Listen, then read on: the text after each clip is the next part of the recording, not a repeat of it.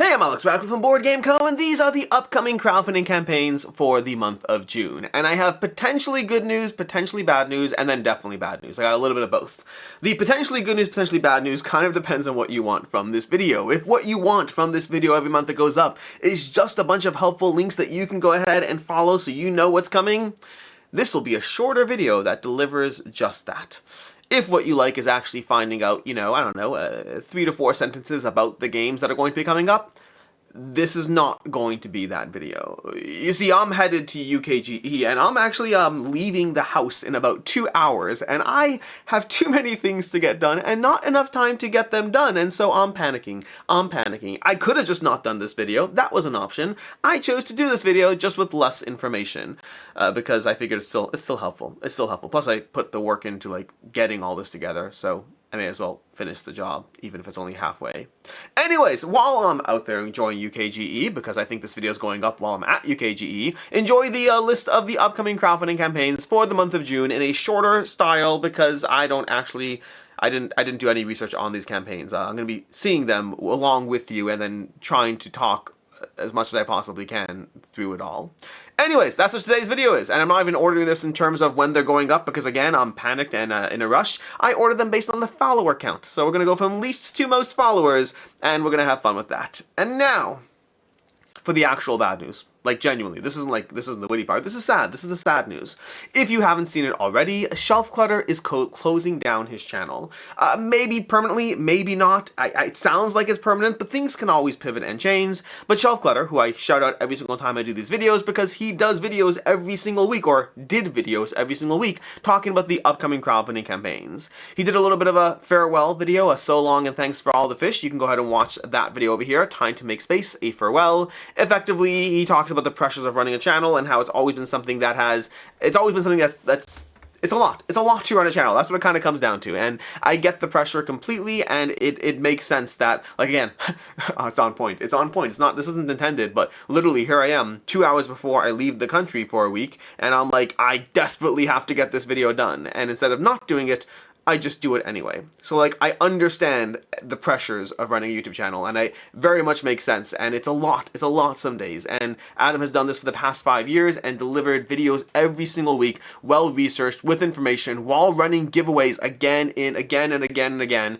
constantly making sure he's there for his community in so many different ways, and on a personal and on a professional level, I have been incredibly grateful to get to know him, again, both personally and professionally, and he will be missed. At least on the professional side. Hopefully on the personal side. We'll see. There's conventions. We'll see what happens. Anyways, so yeah, going forward, it seems like Adam is stepping back from his channel, and there will no longer be that aspect of weekly updates, which is sad. And with that, let's go ahead and dive into the crowdfunding campaigns. So, starting off with Fintastic Sea over here from Pectus Studio. Ooh, Pectus. I didn't even realize it was Pectus. You see, I did pull up the pages. But Pectus Studios, I like their last games. That's cool to see this over here. 500 people following the campaign. Looks cool. It's got fish. What more can you want? We have Amsterdam. Oh, and links to everything down below in case you just want to skip to that part. Amsterdam Board Game Design Season 2. They've done a few of these small little kind of grouping ups of games. None of them have ever heavily pulled me in. They always look cute, but I want more to jump onto a game. But hey, if you want a bunch of more cute games from Amsterdam Board Design, here you go. We have the Battle of the Divas from Salt and Pepper. I will have coverage for you on this game as well, so I'll be reviewing the game as well. But Salt and Pepper generally deliver very solid 2-player games, sometimes other player counts, but I think 2-player has been their most common game style, and they consistently put out games that are well received from the community. So the Battle of the Divas, here's another one that may or may not be well received. We'll find out, but 889 people following this campaign page. We have AzureHold, magnetic hand-painted modular tabletop terrain. Not your usual board game, but terrain stuff. If you want terrain stuff and you don't buy Dwarven Forge or other companies, what's called Arkan Studios, then you can check out AzureHold, see what they are bringing to the table. Pun intended. We have Rise of the Oak Dell. I really need to play the last games from them. They had Villages of the Oak Dell and was it Farmers of the Oak Dell, I think. But we have Rise of the Oak Dell, another print and play game from these creators from 2 Acre Games. I will see if I have a chance. Maybe I'll take it on the plane with me. I have some of these games, and I need to play them. I don't need to play them. I want to play them. I may take these on the plane with me and play these. So thanks for the little, thing to do on the plane. So the 2 Acre games, They always look great. I just haven't played them yet, but I might try to do that later tonight. We have Halfling's Best Chef. Halfling's Best Chef from Game vs. Tech is a game of trying to gather various ingredients in a dice placement puzzle of gathering ingredients and then trading those in to accomplish recipes while also building up your tableau. I know all that because I've played this already. We have Imperial Twing, The Dragon's Demand from Emperor Claudius. 12-inch bill following the campaign, launching very, very shortly. Very, very shortly, apparently. But yeah, don't know much about it. 2 to 4 players. 6 to 160 custom cards. Easy to learn, difficult to master. That is the most overused phrase in board gaming, by the way. No problem. No offense with no offense to Emperor Claudius over here, which sounds weird to say it like that. But the most overused phrase in board gaming is a minute to learn, a lifetime to master. So many games love to claim that. It's an easy claim. Sometimes it's actually true.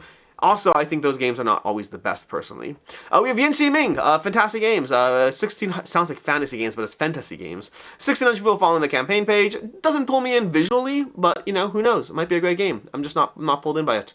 Looks okay. Looks fine. We'll see more. Then we have over here, we have the Adventurers Tarot and Compendium for 5th edition D&D for your D&D players out there. This is something that's going to like give you kind of these ways to, I believe it's a deck of cards that gives you a way to resolve any number of different checks in D&D. I vaguely have a recollection of what this one is.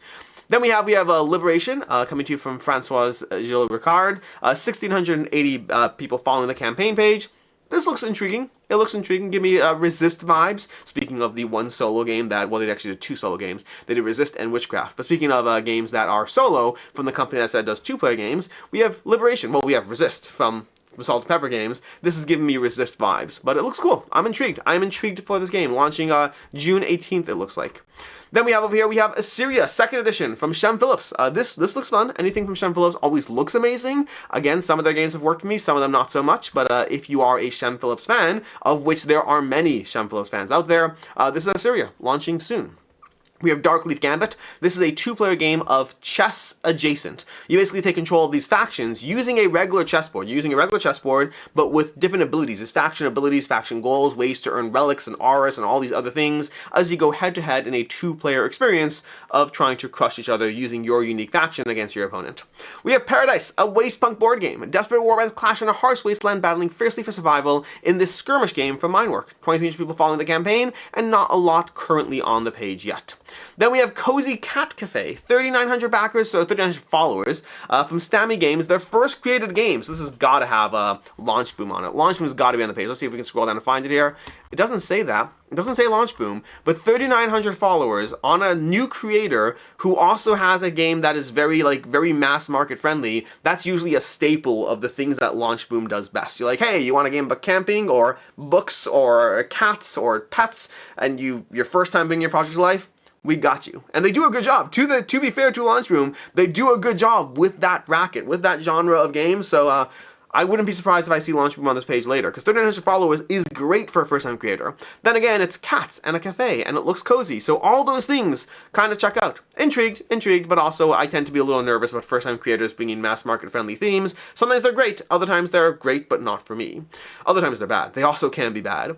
We have Sky Empire from Grey Marsh Games, a game of steampunk machines. We have 4,600 people following the campaign page. I think also a first-time creator. Definitely not a Launch Boom-friendly project as far as what is this? In this pinned comment, I'll add updates made to the preview page. Oh my gosh, I love that dedication. It's very cool. 2 to 4 players, miniatures that are like absolutely amazing and cool looking, and Sky Empire in 5 minutes for those who want to see how to play this 4X themed game in only 5 minutes. If it actually teaches you the game in 5 minutes, that would be impressive. It kind of gives you an overview. Well, that's helpful. Then we have Mesopotamia from Meeple Pug. 33 days, I guess is launching at the very end of June or July 1st. One of those 2 dates. What is the very end of June? Let's see.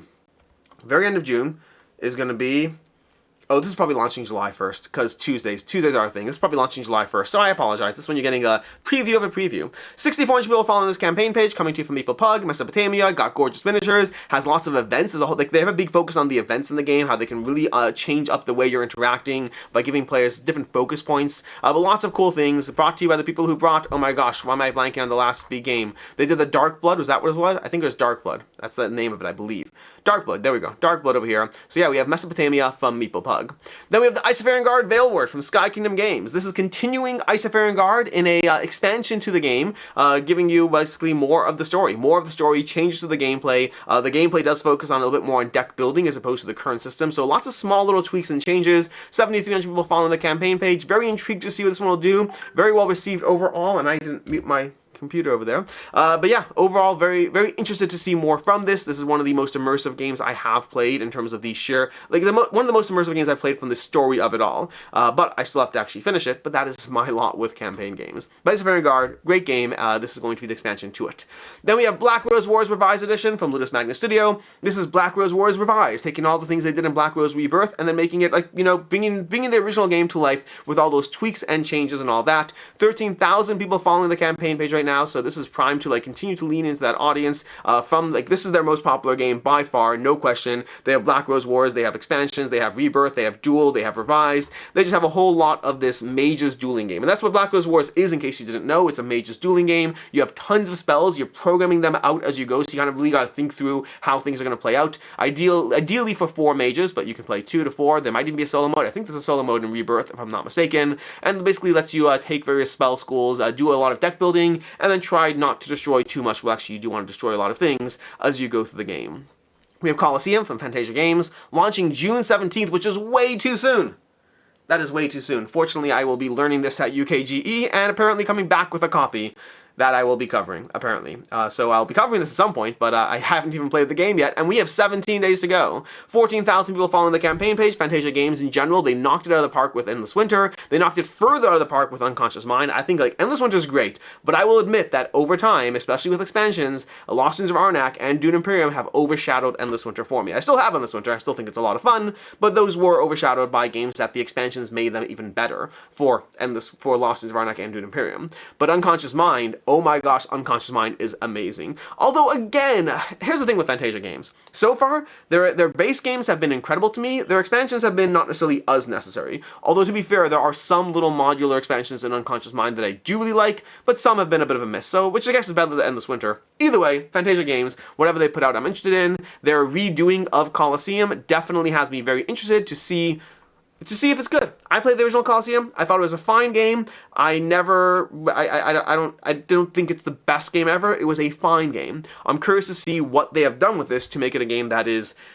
better, I guess? Better, more streamlined? I don't know. I don't think the original game was fine and streamlined. It's been a long time since I played it. I am interested and excited for it. Then we have over here, we have Champions of Rokugan from Monolith. 18,000 people following the campaign page. This is the last campaign we're covering today. But Champions of Rokugan, the miniatures look amazing. I don't know a ton about the gameplay. I am interested in it. It looks gorgeous. Like, the production looks amazing. Monolith generally delivers. Look at that dragon. Look at that. This... Okay, I want this game. I do want this game. Yeah. No, I want this game. Okay. It's part of it. Here's the part of it. Let's be honest. Part of why I want this game is my kids love miniatures in games, and they specifically have loved Rising Sun and The Great Wall. They specifically love those more Asian samurai ninjas, that kind of genre, so to speak, and this definitely leans into that. So even if I hate it, they will at least have a lot of fun with it while it's in my collection. Rising Sun's no longer here. The Great Wall still is. But Champions of Rokugan, I'm intrigued by it. I'm intrigued by the game on its own merits, but the miniatures are definitely selling me that at least somebody will enjoy it until I get around to playing it. And that's what we have for the month of June. For my picks of the month, I realize now by sorting it from least to most followers, my picks of the month are going to be towards the end. Not because inherently games with more followers are more likely to be, well, they are more likely to be picked by me. Just because a game has more followers doesn't mean it's my pick of the month. But there is a higher chance that it'll be, and that's just statistics at this point. If 18,000 people thought this was worth following, and let's say 1,000 people thought this was worth following, that means this is 18 times more compelling on average. That's not exact science. Yes, there's conversations about reach and all these other things. Point is more that, yes, my picks of the month are going to be in the later bunch of what we've covered. To that end, my picks of the month in order, ooh, this is hard. So Isofarian Guard's not going to get the pick of the month, and I'll tell you why. This I almost did. I was originally going to give this pick of the month, and I changed my mind in it. And a big part of that is because I still have so much Sky Kingdom games, so much of the original Isofarian Guard, that as much as I am intrigued by this, and I will be covering it, when will I actually sit down and table it and play it? So it has that aspect of when will I actually get to it that makes it a little harder. To that end, what are my picks of the month? My picks of the month are going to be in order from least to most. We have Mesopotamia. I'm definitely very intrigued by this one. I like kind of sprawling 4X games, specifically with a Civ theme. This has me thinking of Clash of Cultures very much, so I am very intrigued by this one. I don't know if it'll deliver or not, but I'm definitely excited and intrigued for this one. Of course, my first pick of the month is something that's launching in July. Of course it is. Okay.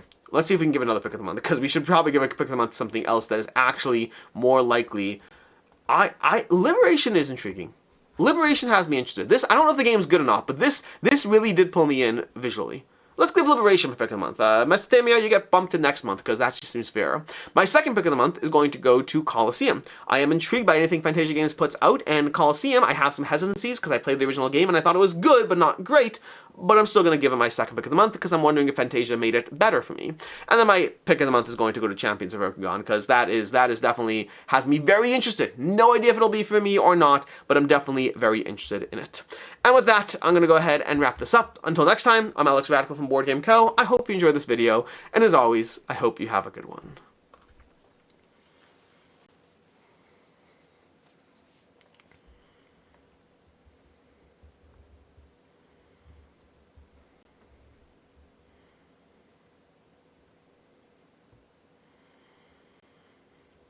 I was going to apply for a job as a psychic, but then I didn't bother.